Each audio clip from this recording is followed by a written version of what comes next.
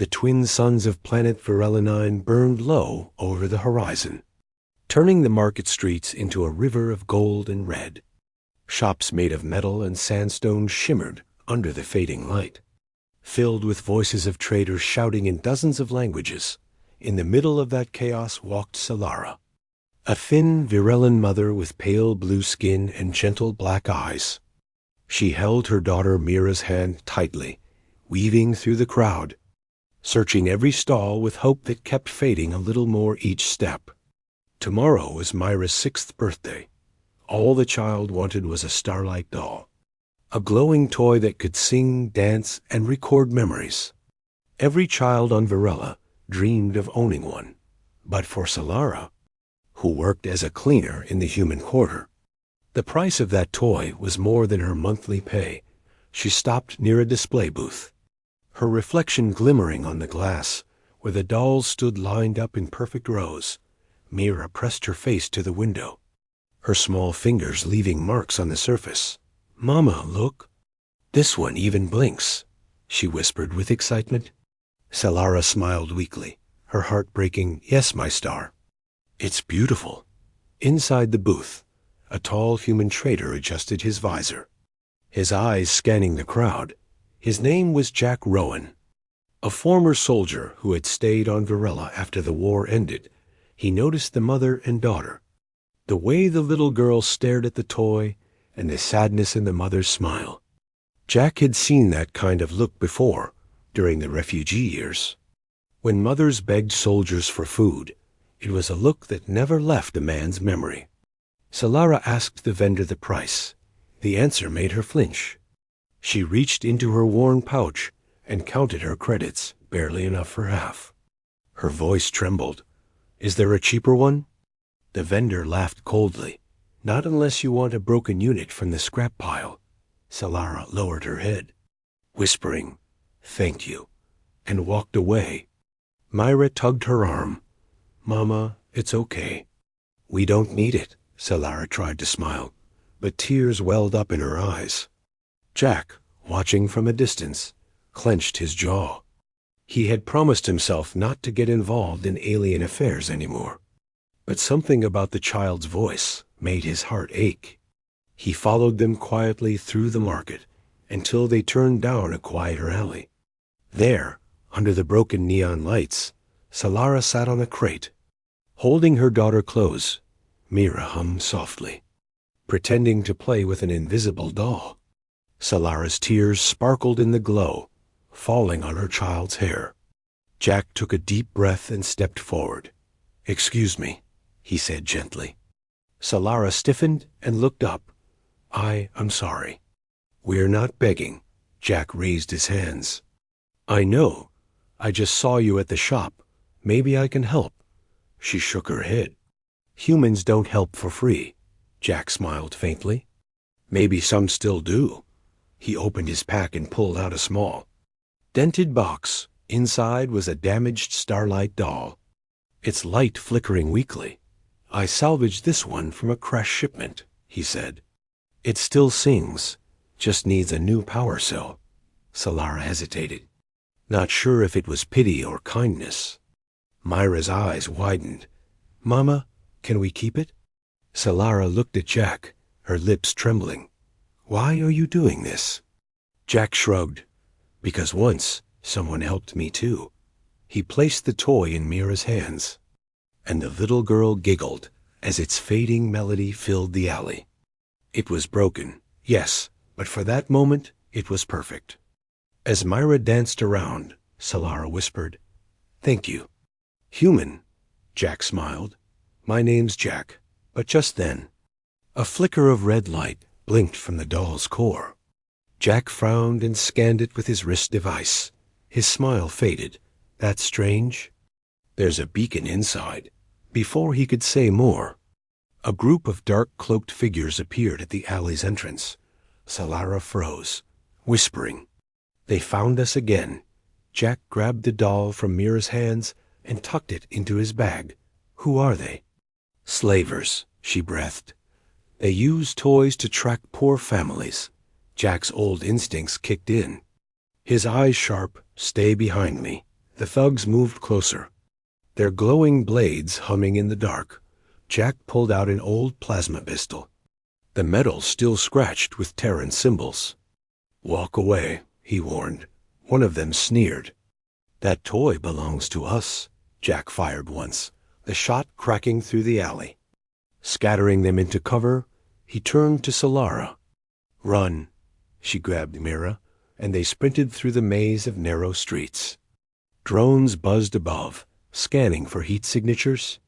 Jack followed, his weapon ready, every sense alive. He hadn't felt this rush in years. He hadn't meant to become a hero again. But fate didn't ask for permission. They hid beneath a broken bridge as the night wind howled through the city. Solara hugged Mira tight, whispering prayers to the stars.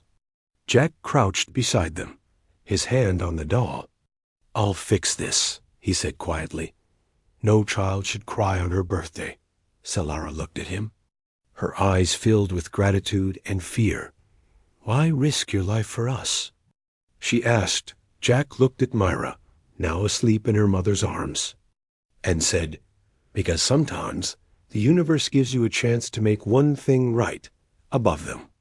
The stars shimmered faintly, and somewhere deep inside the broken Starlight Doll, a tiny melody began to play again, soft and warm.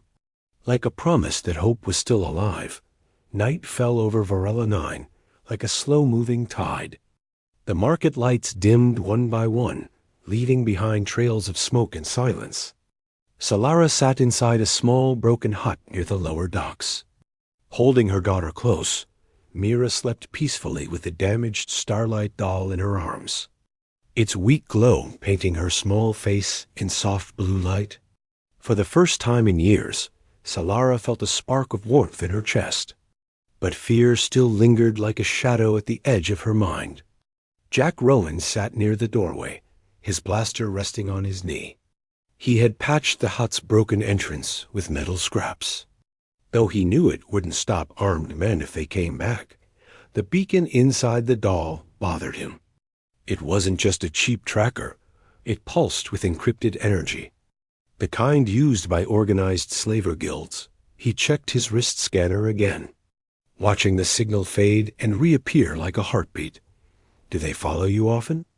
Jack asked quietly. Solara nodded, her voice trembling. "They find me wherever I go. They want my daughter. She's special." Jack frowned. "Special how?" Solara looked away. Her father was a scientist. He worked for the Peace Corps project between humans and Varelans. Before it was shut down, they said he vanished. But I think he was taken. Jack listened, the puzzle pieces slowly fitting together. A missing scientist, a black market toy, a hidden tracker. None of this was random. He poured her a small cup of synth tea from his travel pack. "Drink this. You'll need your strength." Solara accepted it with shaking hands.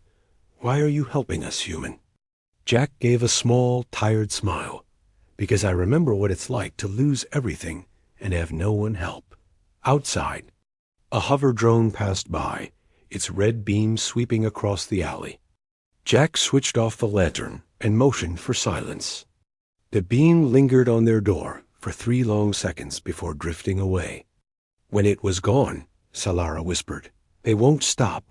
"Not until they get her," Jack replied. "Then we make sure they can't." The next morning, before the suns rose, Jack and Solara made their way through the Undercity. They needed to find someone who could decode the signal in the doll, someone who didn't work for the slavers. They entered an old scrapyard run by a grumpy Vexian engineer named Tor, his insectoid limbs clanking as he welded a metal frame. "Tor owes me a few favors," Jack muttered. "He used to repair Terran ships during the war," Tor hissed when he saw the doll. "Where did you get this, human?" Jack said, "Long story? Can you tell me where this signal leads?"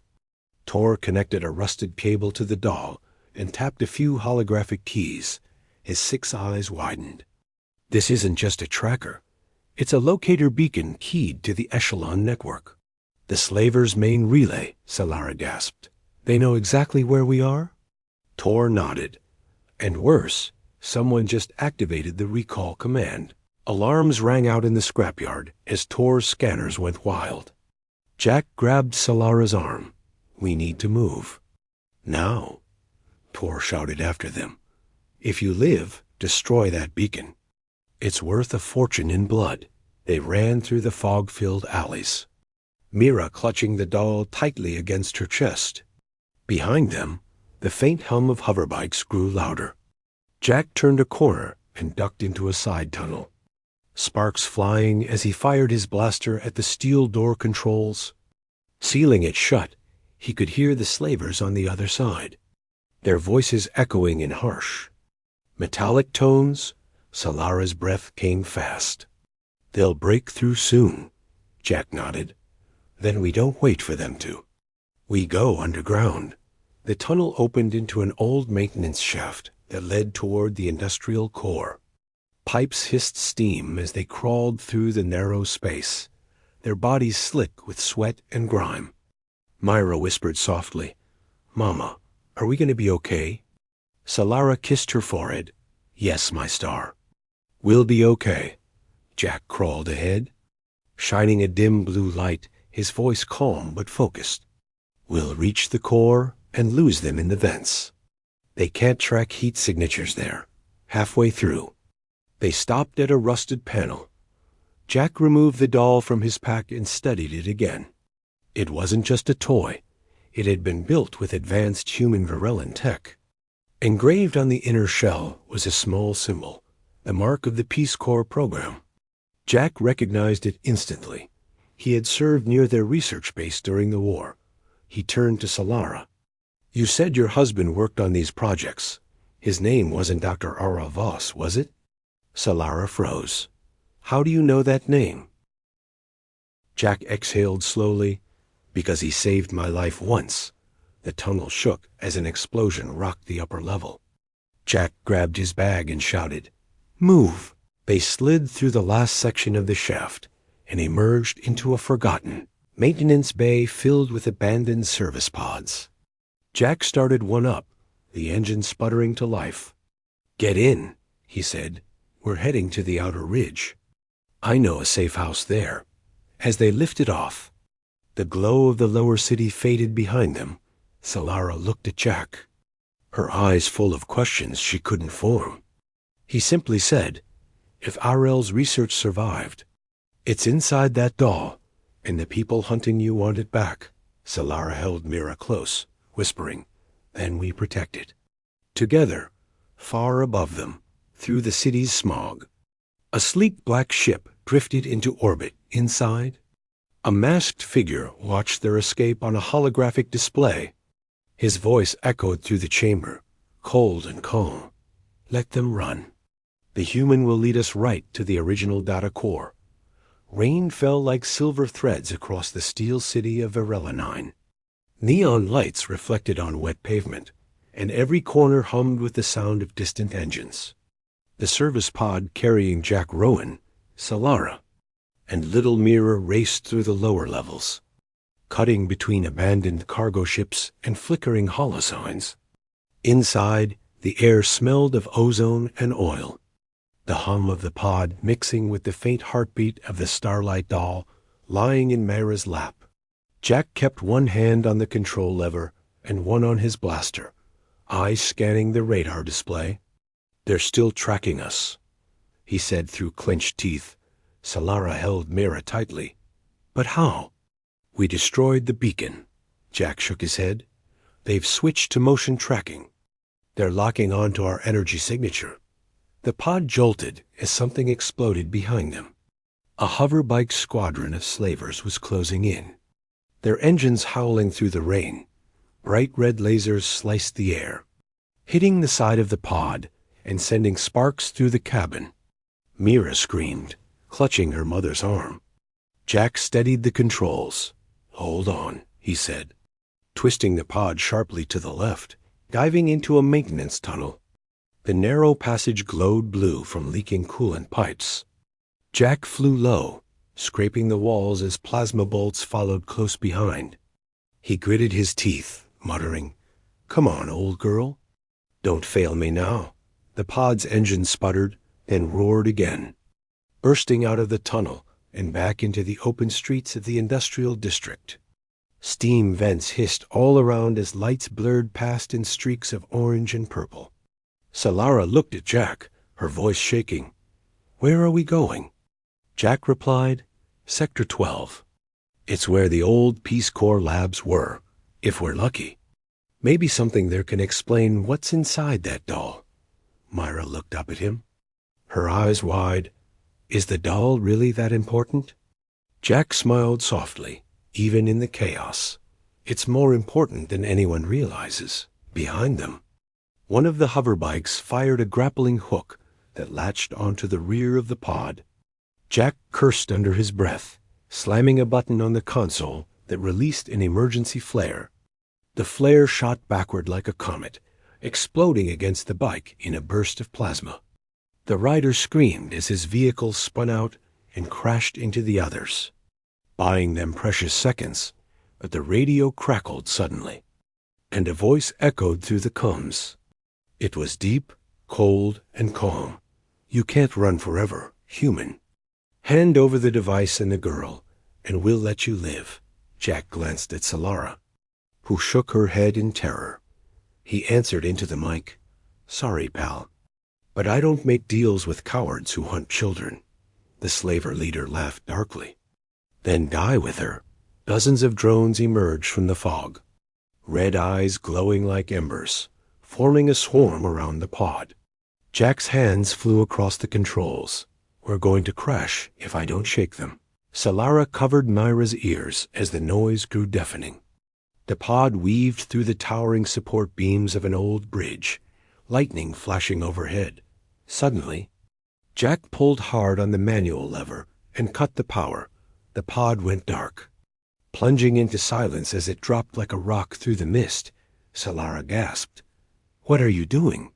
Jack whispered, "Trust me." The pod fell toward the lower slums, disappearing from the drone's sensors. And at the last second, Jack reignited the thrusters, landing them hard on a rooftop. The crash shook the structure, but they were alive. Smoke rose from the pod as Jack kicked the door open and pulled Mira out. "Come on, we move on foot," he said, his voice firm but calm. Solara followed, clutching her daughter and the doll, rain soaking their clothes. The neon streets below buzzed with noise. People, lights, and danger. They descended a rusted ladder, stepping into a maze of glowing alleyways. Billboards flickered overhead, showing human and alien faces smiling under the slogan, "Peace through progress." It felt like a cruel joke now. Jack checked his wrist map. "We're close. The old labs are 2 blocks east." But as they turned the corner, they froze. A squad of slavers stood waiting, their armor reflecting the neon lights. Their leader, a tall masked figure, smiled beneath his visor. "Well done, human," he said, his voice cold and smooth. "You led us straight to what we wanted." Jack's hand moved to his blaster.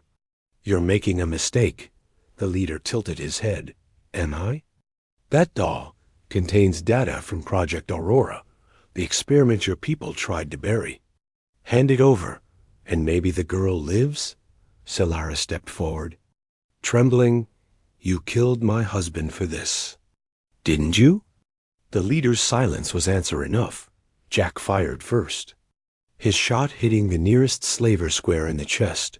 The street erupted into chaos, lasers flashing through the rain, walls exploding with sparks. Jack ducked behind a hovercar, firing in controlled bursts. Solara shielded Mira behind a crate, whispering prayers as debris rained around them. The masked leader raised his weapon, aiming straight for the child. Jack sprinted out from cover, shouting, "No!" and tackled him to the ground. They fought hand to hand in the rain, each punch echoing like thunder. The leader was strong, enhanced by cybernetic implants. But Jack fought with raw determination. He slammed his fist into the slaver's mask, cracking the visor and revealing cold, reptilian eyes, Meraxian, Jack growled. Figures, the slaver hissed, throwing Jack back into a pile of crates. But before he could fire again, the Starlight Doll suddenly lit up in Mira's hands. A holographic image projected from it, a man's voice, soft and warm. Solara, if you're hearing this, it means they found me. But our daughter must be kept safe. Her mind carries the final link to the Aurora Code. Solara gasped, tears mixing with rain. Arel, it's you. The hologram flickered and faded, leaving only silence. The leader froze for a moment, realizing what the message meant. The girl. She's the key. Jack pulled the trigger one last time, ending him before he could move. The rest of the slavers fled into the storm. Their command gone, Solara collapsed beside Mira, hugging her tightly, both crying under the rain. Jack dropped to one knee, exhausted, his face lit by the faint glow of the doll. He whispered, "So that's what they were after all along." Solara looked at him, her voice trembling. "My husband's research. Our daughter's mind. It's all connected." Jack nodded slowly. Then we're not done yet. Above them, thunder rolled across the city. The neon lights flickered as dawn began to break. And somewhere deep within the doll's circuitry, a new light came to life, bright, steady, and alive. The rain had finally stopped, but the air still smelled of smoke and ozone. Broken lights flickered above the rooftops of Virelinine, painting the world in faint shades of violet and gold. Jack Rowan guided Solara and little Mira through the empty service tunnels beneath the city. Their footsteps echoed softly, the sound of dripping water filling the silence between them. Mira clutched the glowing Starlight Doll to her chest, its soft hum comforting her like a heartbeat. Jack looked at it every few minutes, still uneasy about the strange energy readings pulsing from within. Solara walked beside him, tired but determined. "Where are we going?" she asked quietly.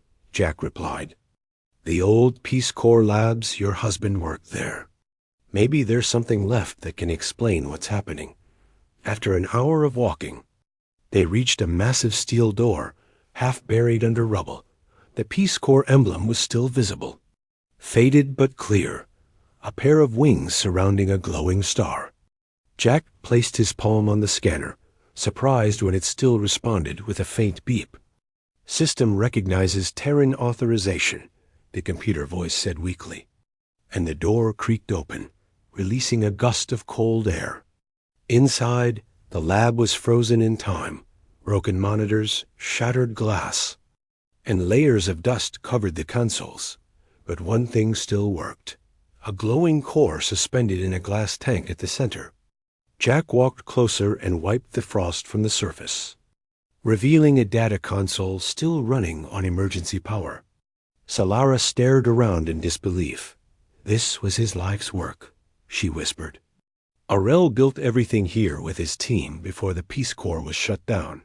Mira wandered to the glowing tank, the doll in her arms flickering brighter with every step.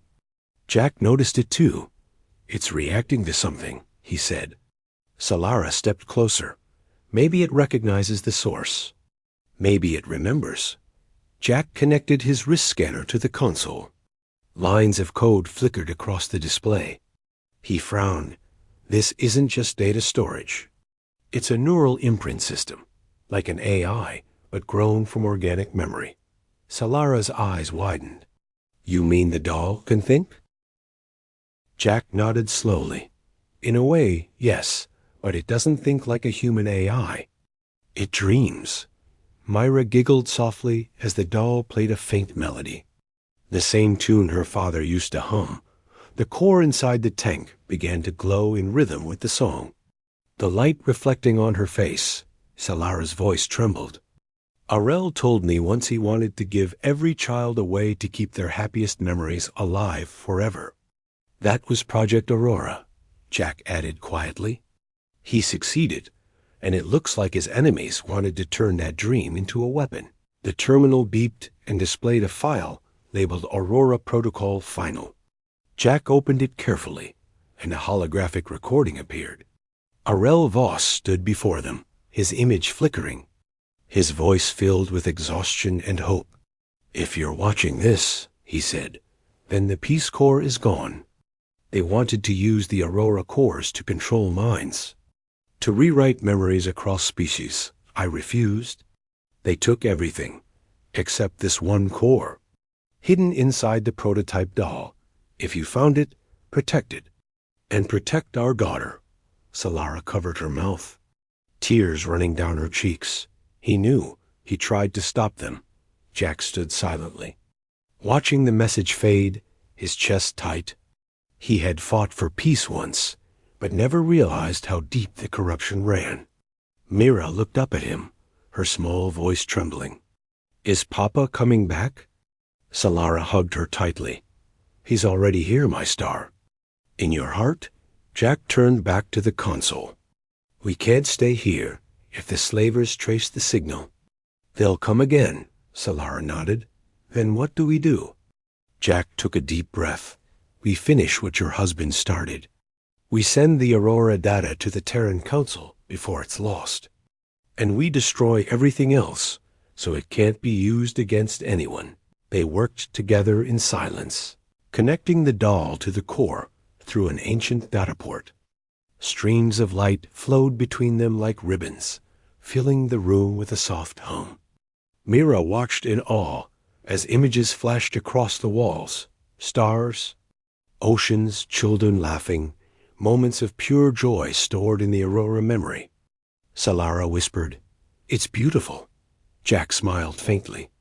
"It's humanity at its best, and Varellans too." Together, but suddenly, alarms blared across the facility.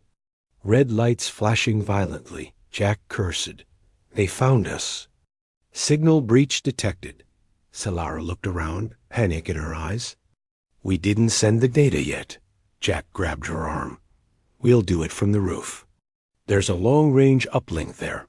They sprinted through the corridors as the walls shook from distant explosions. Myra clutched the doll tight, her small voice trembling. "Mama." "I'm scared." Solara kissed her forehead. "Be brave, my star." "Just a little longer." Jack fired at the ceiling sensors, cutting off the security drones chasing them. They burst through the stairwell and reached the roof just as dawn broke over the city. Smoke rose from the lower levels, and across the horizon, several black ships approached like vultures. Jack set up the uplink device and inserted the Aurora core, the transmission light blinking green. "Sending data to Terran Council Archive," the computer said. Solara stood beside him, holding Mira close as the wind howled around them. From the skies, the slaver flagship descended, its cannons glowing red. Jack drew his blaster. "Keep her behind you," he said. Solara's eyes filled with fear. "You can't fight them alone," Jack smirked. "I don't need to win. I just need to buy the data enough time to get out." The flagship opened fire, shaking the rooftop, explosions ripping through the concrete. Jack ran toward the edge, firing at the incoming drones. Each shot precise and deadly, he shouted over the roar of battle. "Solara, when the upload finishes, take Myra and run. Promise me." Solara's voice cracked. "What about you?" Jack looked back, eyes steady. "Someone has to make sure they don't follow." The sky erupted with light as the last seconds of the upload ticked away.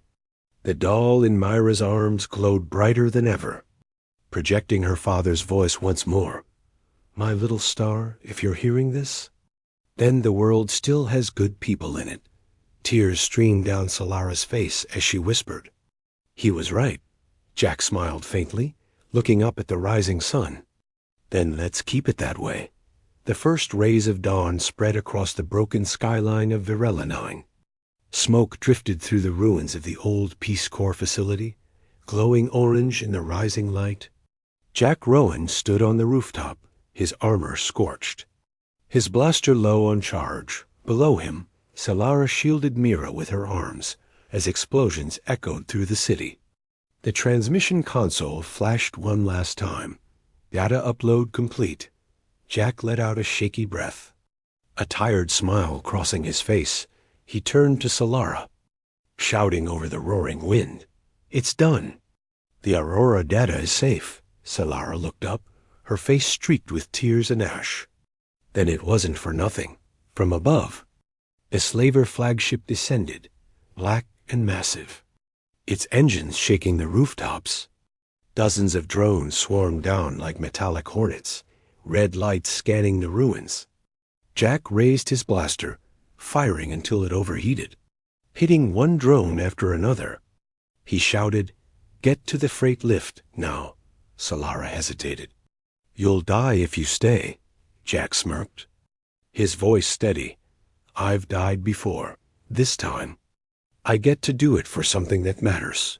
Solara grabbed Mara and ran toward the lift, the doll glowing brighter in the child's arms.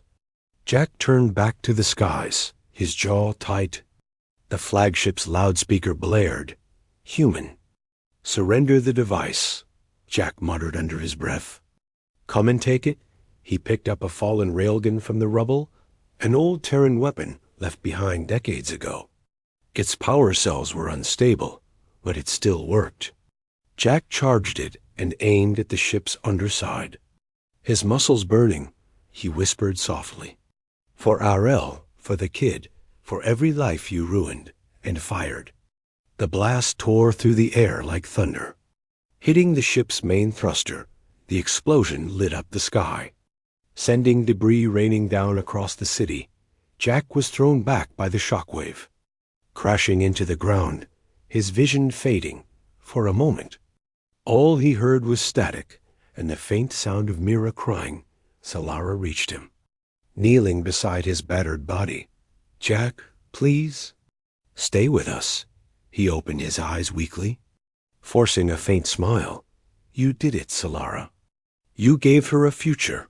Myra crawled closer, clutching the glowing doll. "Don't go. Uncle Jack." Jack looked at her, his voice soft. "Hey, little star, keep that light safe. It's your father's gift and your mother's strength." The doll flickered again, projecting Arel's final message into the light of dawn. "My love, if this message finds you, know that our daughter carries the key to unity. Her mind can awaken the Aurora network. It will connect hearts, not control them." Solara wept quietly as the hologram faded, her husband's voice lingering like a whisper in the wind. Jack placed a weak hand on her shoulder. "Don't let them weaponize love. Make sure this stays pure." She nodded, gripping his hand. "I swear it." The distant roar of approaching ships grew louder, but this time, they weren't slavers. Blue insignias shimmered on their hulls. Terran peacekeepers. Drawn by the emergency signal Jack had sent with his last transmission, Solara looked up in disbelief. "They're here." Jack smiled faintly. "Told you. Humans still keep their promises." He closed his eyes as exhaustion overtook him, the sound of the ships above echoing like the sea. Peacekeepers descended onto the ruins, securing the area and driving away the remaining slavers. Solara and Mira were guided to safety aboard a rescue craft. Inside, medics rushed to treat Jack, but his pulse was fading.